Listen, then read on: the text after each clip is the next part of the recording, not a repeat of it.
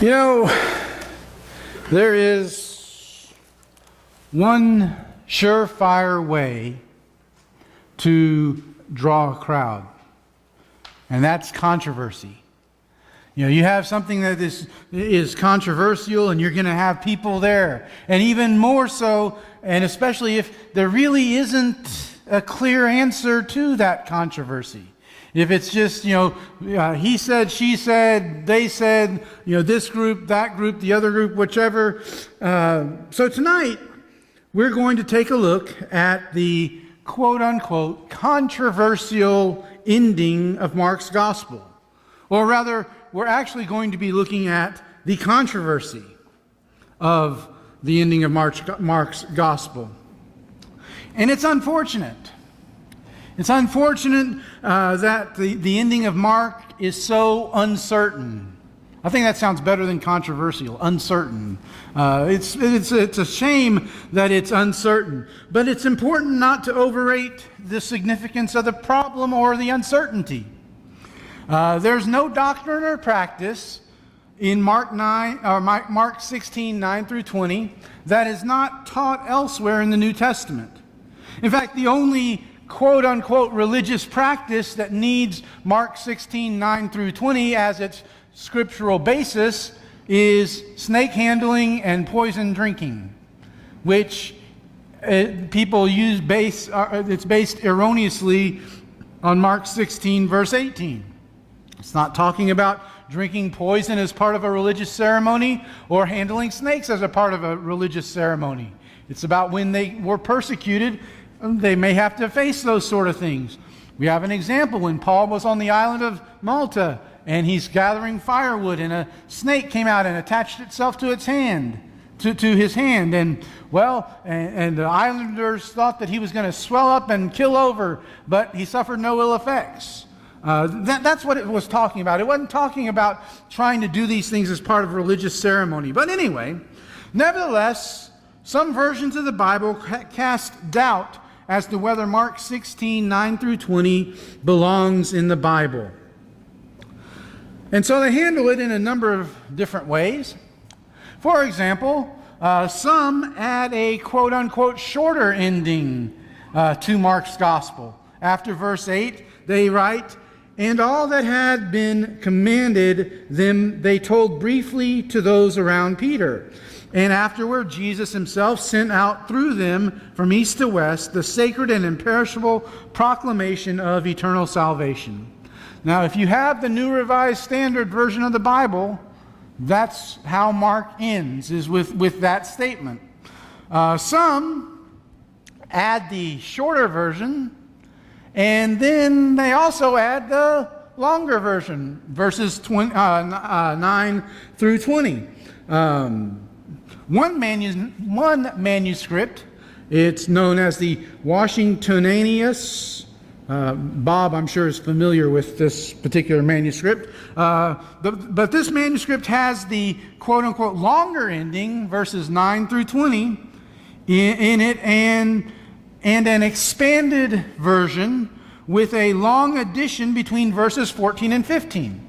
Now in verse 14, it tells us that afterward Jesus appeared to the 11 themselves as they were reclining at table, and he rebuked them for their unbelief and hardness of heart, because they had not believed those who saw him after he had risen.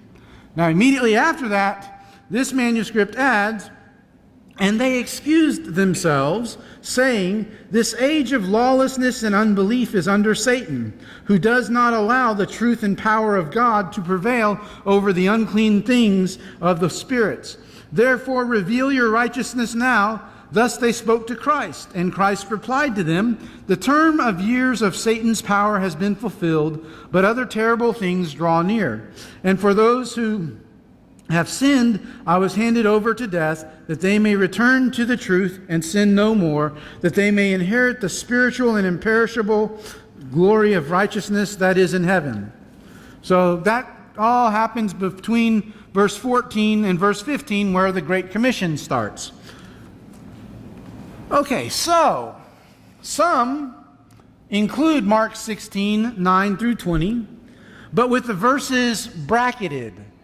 indicating doubt that they were in the original, or a version may contain a disclaimer between verse 8 and verse 9 that says something to the effect of longer ending of Mark, or some of the earliest manuscripts do not include 16:9 through 20, something to that effect. This is the case actually with the majority of witnesses. With the majority of versions of the Bible, you're going to see some sort of a disclaimer. Or finally, they just simply omit verses 9 through 20 because they have concluded that Mark didn't write them.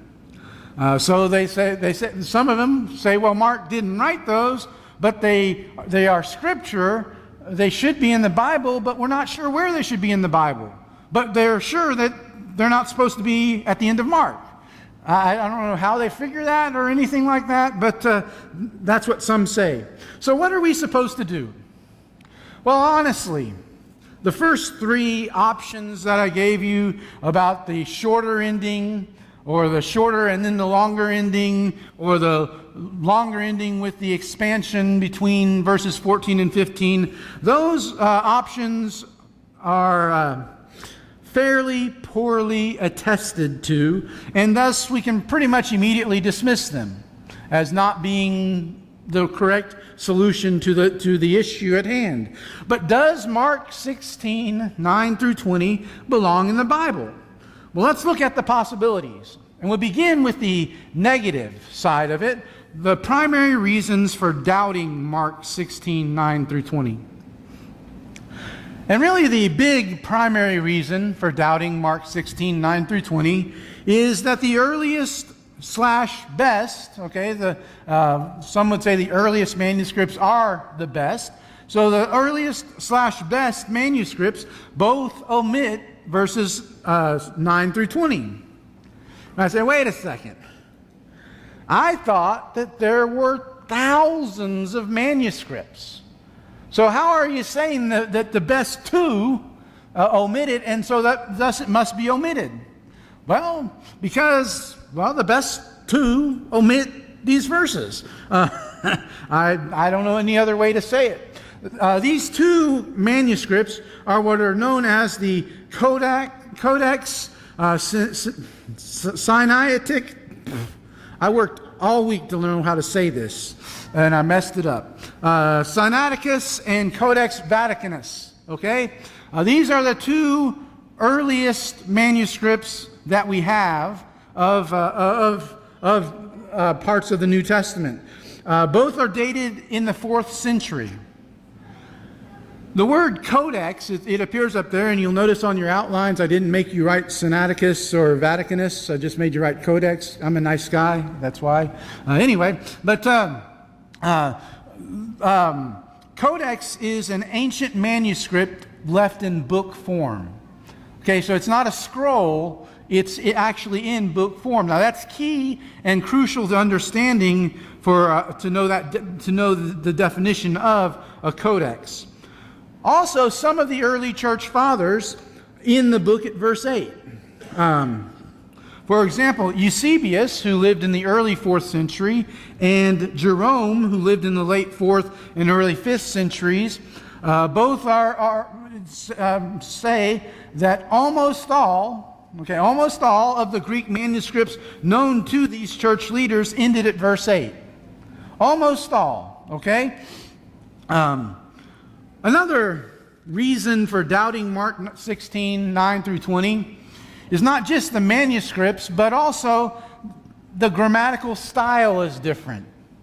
Now, everyone knows that people can recognize you from the way that you talk. You have a certain way of talking, and people recognize that. And when you write, you have a certain way of writing, and people can recognize that. And if there's something different, then maybe that gives them cause to pause to wonder if it's really you or not. Well, one example is the Greek word kai, which you don't know what the Greek word kai means. It's a conjunction. It means and, okay? Pretty simple word. Did you know that Mark uses the word kai, and he uses it to begin nearly 60% of his sentences in his gospel. 60%. Remember way far, long time ago when I told you when we started our study of the Gospel of Mark that it's a fast-paced gospel? So yeah, it's real fast-paced. We're here a year and a half later and we're still talking about it, right? I understand. But it's a fast-paced gospel. And even if you look back at the passages that we read this morning about the crucifixion, verse 21, 22, 23, 24, 25, 26, 27, 29, all begin with the word "and." You know, it's very fast-paced, and that's part of it. Now, in the 19th century, a scholar looked at Mark 16, 9 through 20, and he noticed that only one sentence began with "and" in those 12 verses. And this scholar concluded that obviously Mark didn't write it because it's just so different than the way that Mark wrote the rest of his gospel. And in actuality, this scholar in the 19th century discovered that there are actually 21 words and expressions used in the last 12 verses of Mark that don't appear elsewhere in his gospel. 21 in 12 verses. That's pretty significant if you think about it. But, you know, there was a Restoration scholar, lived 1829 to 1911, named J.W. McGarvey. And he saw this, and this other 19th century scholar, and J.W. McGarvey looked at the last 12 verses of Luke's gospel. And in the last 12 verses of Luke's gospel, there are 9 words that don't appear anywhere else in Luke's gospel. And I said, well, wait, that's only 9. I mean, we're talking 21. Well, let me share a little bit more with you. Of those 9 words in the last 12 verses of Luke's gospel that don't appear elsewhere in his gospel, 4 of them don't appear anywhere else in the New Testament. So, you know, this whole thing about, looking at the language style and grammatical style and so forth, even some of those who don't believe Mark wrote 16, 9 through 20, admit that this sort of stylistic judgments are often highly subjective. In other words, what they're saying is, well, if this were the only thing we had, then it wouldn't hold up. But we've got these other things and these other ideas, and along with those, then this makes sense to them. There are other reasons that people will give for doubting the authenticity of Mark 16, 9 through 20. But these are really the 2 big ones that people will know about and may mention to you if you're talking with them about this. Let's turn our attention now to the positive, to the primary reasons for accepting Mark 16, 9 through 20. And the big reason for accepting Mark 16, 9 through 20 is manuscript evidence. Wait a second, preacher. You just said that manuscript evidence says don't accept it. That some of the earliest manuscripts do not include verses 9 through 20. Yes, I did say that. And the word "some" is key here. As I mentioned, there are 2 biggies that don't have it, but there are others that do. In fact, there is ample evidence from other manuscripts to include verses 9 through 20 of Mark chapter 16 in the Bible. You see how it works is that there are really 2 families of Bible manuscripts. Okay, this is your archaeology lesson for the week, okay?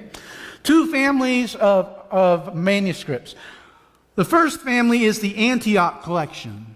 The Antioch collection of manuscripts contains 5,200 manuscripts. And it originated in Antioch, Syria. The vast majority of the Bibles derive from these manuscripts, this collection of King James, New King James, American Standard, New American Standard, among others in that that's similar translation. But the Bibles derived from this collection include verses 9 through 20, and for the most part don't include even a disclaimer that says there's doubt about them. The other family of manuscripts is what's known as the Alexandrian collection. The Alexandrian collection originated in Alexandria, Egypt. It contains 43 manuscripts. Now notice I did not say 4,300 manuscripts, 43. 5,200 with the Antioch collection, 43 with the Alexandrian collection. The Bibles derived from the Alexandrian collection are ones that pretty much do have the disclaimer, or they just omit verses 9 through 20 altogether.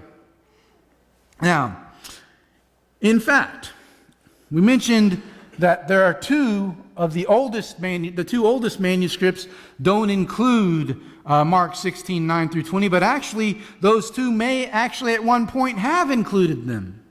Had included them. They may have been there.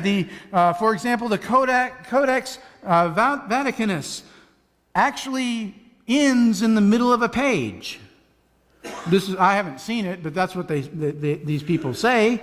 It ends in the middle of a page, almost like the one who was doing the copying just sort of took a break and never went back to his work.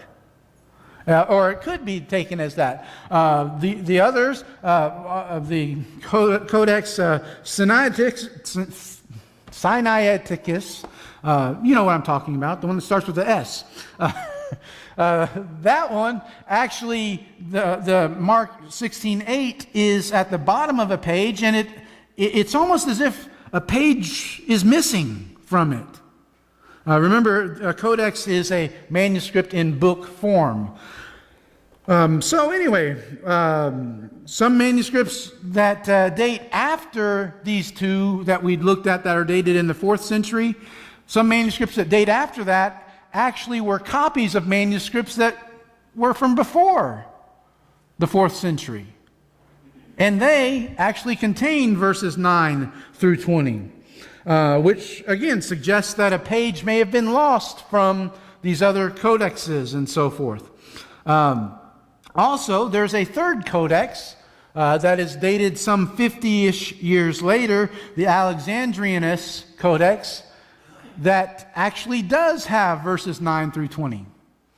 So even though those two, Vaticanus and Sinaiticus, don't have it, there's a third one that's dated 50 or so years later, which when you're talking about manuscripts that were thousands of years ago, 50 years isn't that long. And actually the Alexandrinus Codex is used when the other two have a little bit of a disagreement. You know, then the Alexandrinus is consulted to settle the difference. Not to mention that I think it's the Vaticanus Codex. It kind of omits, the entire book of Hebrews. So, you know, there's issues there. So anyway, not only that, there is also the Church Fathers' evidence.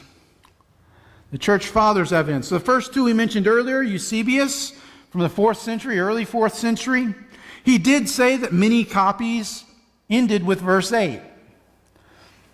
But he also acknowledged in other writings that he was aware of the longer ending to Mark's Gospel.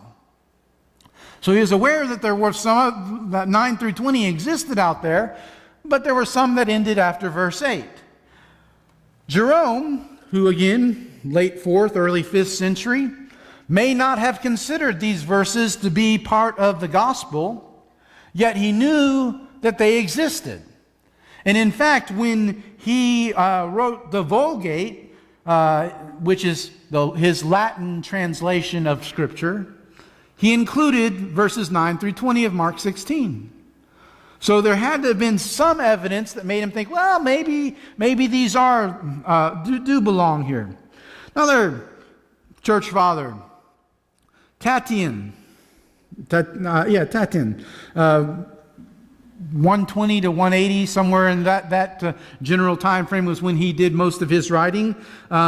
He included Mark 16:15 through 20 in his Diatessaron. I hope I'm saying these words right, okay? The Diatessaron was Tatin's Arabic version of his harmony of the Gospels. You know, the harmony of a Gospel is when you take all four of the Gospels and put them all together and form one story with them. Well, he did this in Arabic a long time ago, and he included verses 15 through 20 of Mark 16. Now, it's not 9 through 20, but that's 15 through 20 is included in 9 through 20. And then there is Irenaeus, who did his writing 130 to 202, is when we have most of his information. He was a great defender of the faith. One source that I looked at said that Irenaeus may actually have personally known the Apostle John, which if you look at the dates, he either had to personally known him when he was a really young kid, or Irenaeus was very, very old. Either way, it may or may not be that he knew the Apostle John, but Irenaeus referred to the ending of Mark with an obvious assurance of authenticity. But as is the case with other textual variants in other New Testament books, all that this proves is that both endings were out there by the end of the 2nd century. And that's what it pretty much proves. And we're still faced with the problem of deciding between them. Do we accept that it's just 1 through 8? Or do we say, well, 9 through 20 was out there, so it must be authentic? A third reason for accepting Mark 16, 9 through 20 is the odd ending argument. The odd ending argument says this: if Mark ended at verse 8, okay, if he ended at verse 8, then Mark's great story of the gospel ends with a note of fear. Did you notice that? Verse 8, and they went out and fled from the tomb, for trembling and astonishment had seized them, and they said nothing to anyone, for they were afraid. That just seems sort of odd to end a good news story this way. It just seems odd. The women are told the best news that ever had happened up to that point and ever will happen. That Jesus has been raised from the dead, and nothing. It just seems odd. It's kind of like you're telling your child a bedtime story, and you're telling them the story, and you're telling them the story, and then you just quit because you think they're asleep.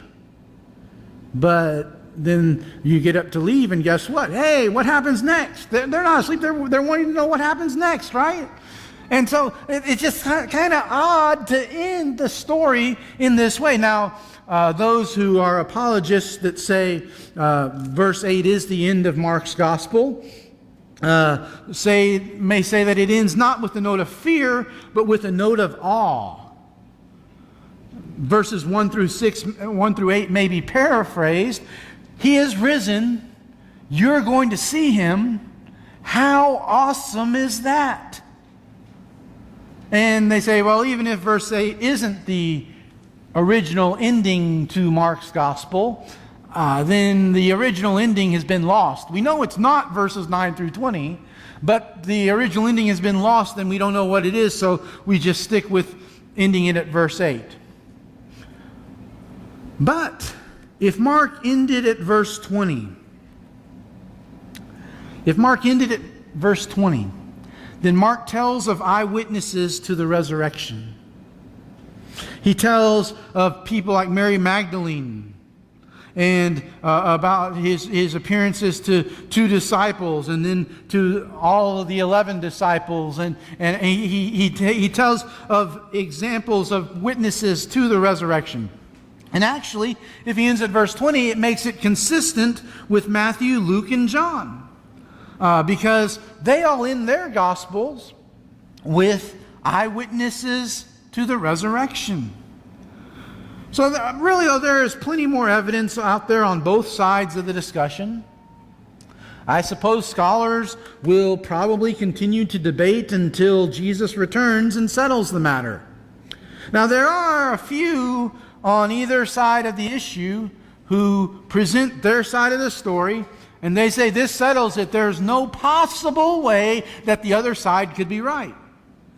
But for the most part, scholars see merit on both sides of the discussion. And many who reject the longer ending reject it because of one little verse. Anyone have a guess as to what that verse is? Mark 16:16. Whoever believes and is baptized will be saved. Whoever does not believe will be condemned. They don't like that. They don't like baptism being essential to salvation, and so they just reject the whole thing. Or they say, well, it doesn't mean what it says, even though it's pretty clear what it does mean. The bottom line is this. There is nothing in the last 12 verses of Mark that contradicts anything else in the New Testament. And everything contained in the last 12 verses of Mark, as it relates to salvation, also appears elsewhere in the New Testament. Now, while I wouldn't necessarily go so far as to say that it really doesn't matter if it's authentic or if it's not authentic or whatever, I mean, it does. But what I would say is that God has seen fit to include for us everything that we need for life and godliness through our knowledge of Him who called us by His own glory and goodness. 2 Peter chapter 1, verse 3. What I will tell you is the same thing that I said this morning, and that is that Jesus did die, but He arose. And He arose and He appeared, and there were people who recorded accounts of His appearances after His resurrection that we can believe with absolute certainty that He truly was and He truly is the Son of God. Do you believe that? I hope so. You're here on a Sunday night, you obviously do. But see, believing it on an intellectual level is one thing. Believing it on an action level is something altogether different. I want to encourage you. I know it's not January, it's not December, we're not talking about resolutions, but I would encourage you to resolve right now to not be charmed by the things that the world has to offer, but instead give yourself wholly to Him. And live your life in accordance with that. If for some reason you haven't, maybe you need to privately respond where you're at, asking God, praying and asking God to forgive you and to help you to do a better job. Or maybe you need to do a response like that publicly, asking for the help of this church family to help you to live your life more in accordance with the way that God would have you live your life. Whatever that situation is, I pray that you won't leave here tonight with things not right between you and God. If we can help you through a public response to make them right, then won't you come to the front now as we stand and sing together.